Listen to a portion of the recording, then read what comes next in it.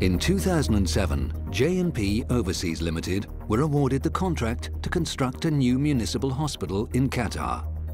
The client was the Public Works Authority of the State of Qatar, and the site chosen for the project was 15 kilometers to the south of Doha, in the Wakra area. Of the 264,000 square meter site, the building footprint covers 131,000 square meters. For construction planning purposes, this was divided into 8 distinct sections.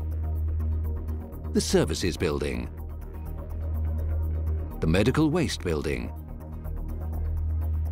the Multi-Story Parking, Engineering and Stores Area, Building D, which contains the operating suites, teaching facilities, laundry, kitchens and administration areas. Building A2, providing a 3-level link to the main body of the hospital. Building C, the northwest wing of the hospital, containing obstetrics and gynecology and pediatrics. Building B, the southeast wing of the hospital, which houses the accident and emergency and dental departments. And Building A1, the main hospital building, housing the medical laboratories, mosque, patient accommodation and the main reception.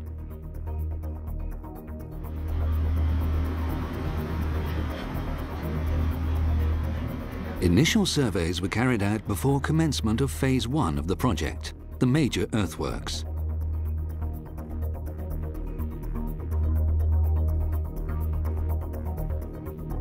Approximately 250,000 cubic meters of mostly limestone needed to be excavated.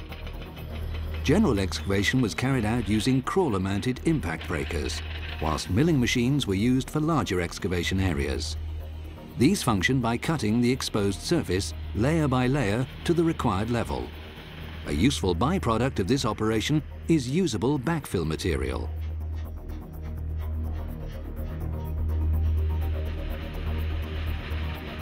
In addition, a 120-ton chain trencher was employed in the cutting of vertical basement excavations and utilities trenches.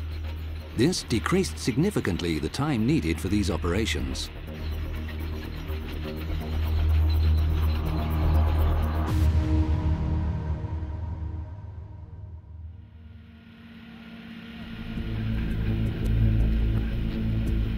Once the site had been cleared and major excavation and fill work completed, works on the reinforced concrete slab-on-grade and reinforced concrete structural foundations could proceed.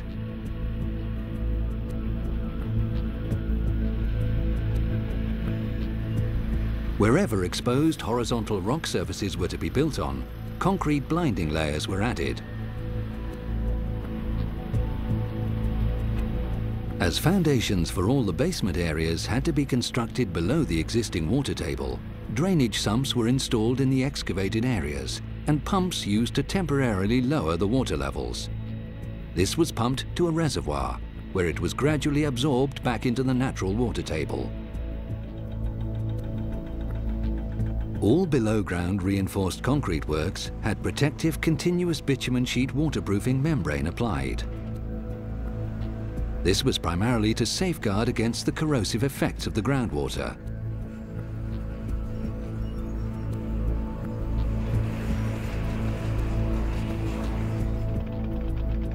Reinforced concrete foundations were to support the numerous columns, shaft walls and retaining walls required for the superstructure. The reinforcement for the foundations comprised site-formed steel bars, in addition to custom factory-made steel bar mesh. Once reinforcing steel was installed, along with any cast-in piping, conduits and necessary formwork, casting of the structural concrete could take place. The concrete was delivered by transit mixer in 6 cubic meter batches from the on-site batching plant, capable of producing 60 cubic meters per hour. 4 separate concrete pumps were employed on the project, with each capable of delivering up to 50 cubic meters of concrete per hour.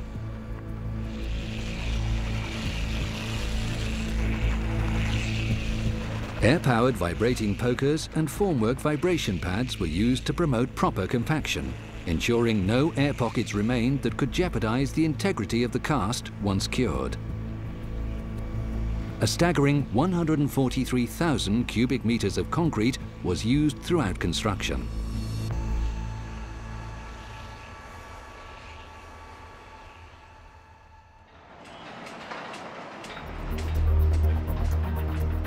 All the steel reinforcement column cages that were required in the construction of the superstructure were prefabricated on site. These were then lifted into position by crane and secured by experienced crews of steel erectors.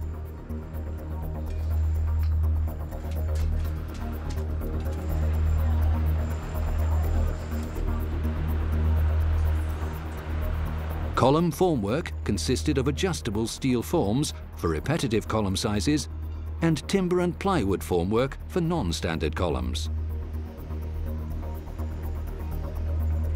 1,204 columns were needed in the design of the superstructure, and this entailed the casting of approximately 5,200 separate column lifts, each section averaging 3.6 meters in height. The ferocious temperatures, the high humidity, and the strong winds, which can whip up the surrounding desert into severe dust storms, often combine, making for extremely taxing working conditions. Elevator and stair shafts were also constructed of reinforced concrete.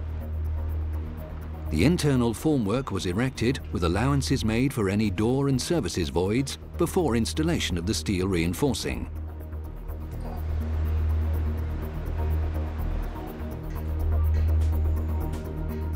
Electrical conduits and blockouts were then placed in the wall location before erection of the outer formwork.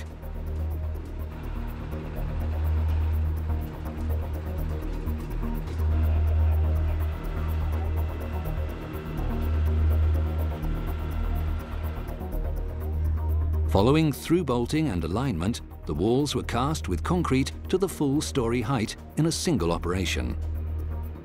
The design of several of the hospital complex buildings required the foundations to be 2.8 meters below the ground level. This necessitated the backfilling of the void to provide support for the ground level slab on grade. Substantial quantities of site-excavated material were used in this operation, with the backfill being built up in layers, each layer being sufficiently compacted. Following anti-termite treatment, polyethylene sheeting was laid over the compacted fill material and steel reinforcement installed. This was followed by installation of electrical conduits within the slab area, ready for the casting of the slab on grade. Before the construction of each suspended reinforced concrete superstructure slab, temporary scaffolding was erected that then provided the base for the casting.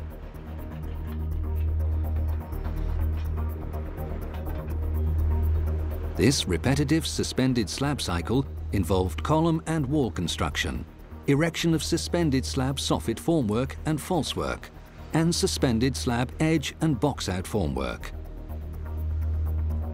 Vast quantities of reinforcing steel were needed, with a staggering total of 19,000 tons used throughout the project. Specialized teams of qualified personnel installed the substantial quantities of electrical conduits required within each suspended slab. At the peak of the project, there were over 3,400 personnel employed at the site. After casting of concrete to the suspended slab and curing for 7 days, soffit formwork and falsework were removed and re-erected on the concrete floor above. This activity was expedited by the use of table-form formwork soffit support panels of up to 24 square meters in area that could be moved to the next position by one of the 5 static tower cranes employed on the project. The service building was constructed using techniques similar to those of the main hospital, although the structure was more robust to incorporate the longer spans and greater ceiling heights, as well as the greater mechanical loads that would need to be supported. For example, reinforced cable trenches were needed for mains cable power supply, and substantial concrete foundations were necessary to support the enormous chillers. The construction of the reinforced concrete basement retaining walls employed panel formwork, which allowed for repetitive construction with the panel being repositioned by crane after the curing of each cast. The panels, up to 6 meters in length, were designed to accommodate full-height concrete pours. With heights of up to 8 meters, the basement retaining walls totaled more than 1 kilometer in length.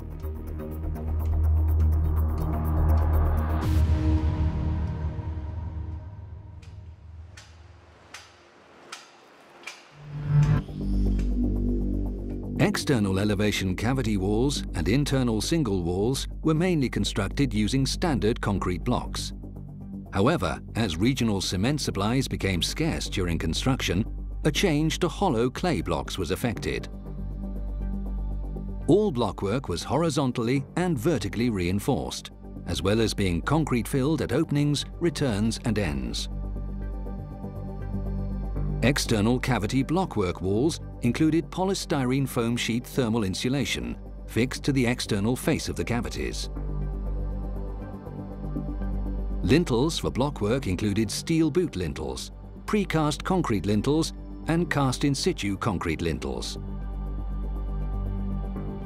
During peak construction, a rate of over 28,000 blocks per week was being achieved, and more than 2 million were used throughout construction.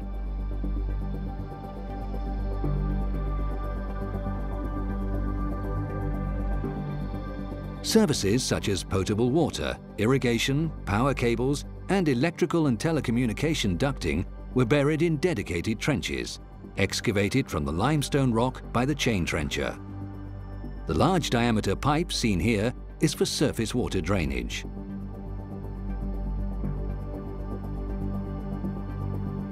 In order to allow access to the first-story patient reception areas, 2 elevated roadways were required, each with its own gated entrance.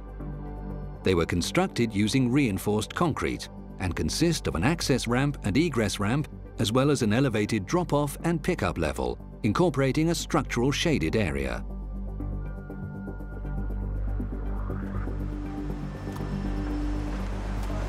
All blockwork installed on the project, both internal and external, was given 3 coats of sand and cement render, leaving a final average thickness of around 20 millimeters.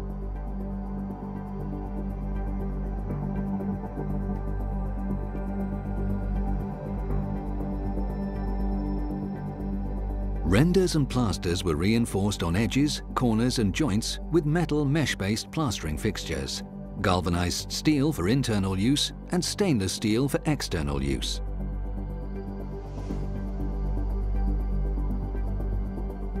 In addition to the cement renderings on the external elevations, a number of glass fiber reinforced cement panels were installed to form the building's motifs.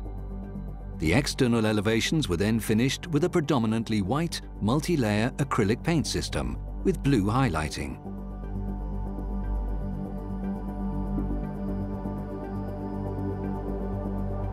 All external glazing for curtain walls, windows, entrances and skylights used hermetically sealed double-glazed blue-tinted reinforced panels. More than 12,500 of these panels were required, with specialist crews of glazers performing the installation. There are 3 skylights featured in the main hospital building, 2 of which are domed with the other being vaulted. They are all made from blue-finished steel frames and blue-finished aluminium glazing sections. All of the skylights were assembled in situ and then glazed with the same glass system as the rest of the hospital.